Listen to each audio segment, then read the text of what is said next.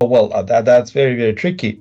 In part because I'm not a practitioner. Oh. So I'm a scientist, basic scientist. So I don't really study tools. Like I can tell you that the majority of the things that people talk about, they either,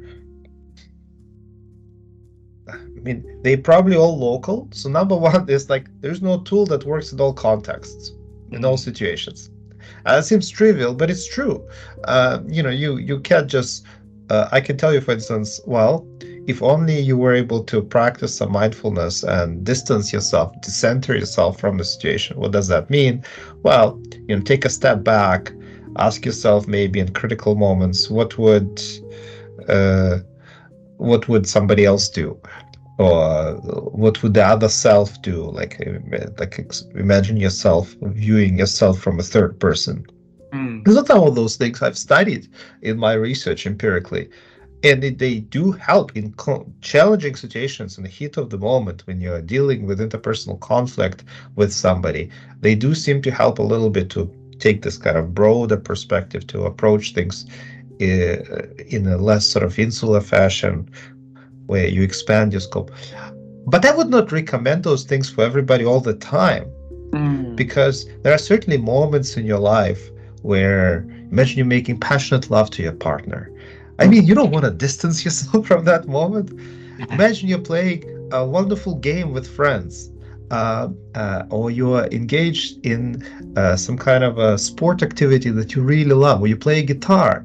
I mean, you don't want to distance yourself from that moment. You want to be in that moment. Yeah. You want to be the self. So you want to focus on those experiences. You don't want to like imagine being this kind of abstract self, viewing yourself from a side. So in some situations it helps. In other situations it doesn't. And I mean, I think the true understanding of wisdom is to figure out which one is which. Mm. When you can apply one versus another. That's a very, very challenging task. So I don't know if I can tell you a general set of rules.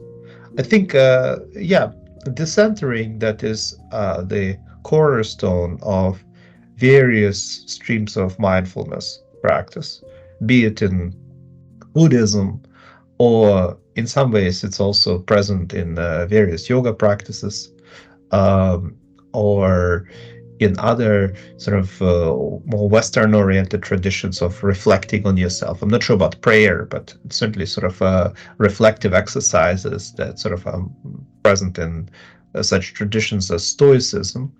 Mm. I do think that they do help, and if you can sort of engage in them, if you practice this type of meditation, you probably will develop habitually this approach. But even that is context specific. I just talked to Sintel Segal about this, like one of the world's leaders in mindfulness research. And we thought about sort of, like this monks who in Vietnam or in other parts of Southeast Asia would spend a month in seclusion, where they will not be talking to anybody, where they would be mostly focusing on studying and Mm. less on the food will be limited, they're not talking to anybody, and so on and so forth. And so in that moment, they had like show this incredible self-control. They're all devoted to the meditation. They are the masters of this craft of decentering. And then there are moments when they come back into the real world and they succumbing to all sorts of things. Not everybody, of course, but like this, the same temptations that we all succumb to. And in fact, what Cinda was saying, that sometimes probably anecdotally, some of them succumbing to more issues than you and I would, Mm. because they don't know, they haven't practiced of how to live in this world, because they focus so much on living in that secluded world where they are the champions. So what am I saying here?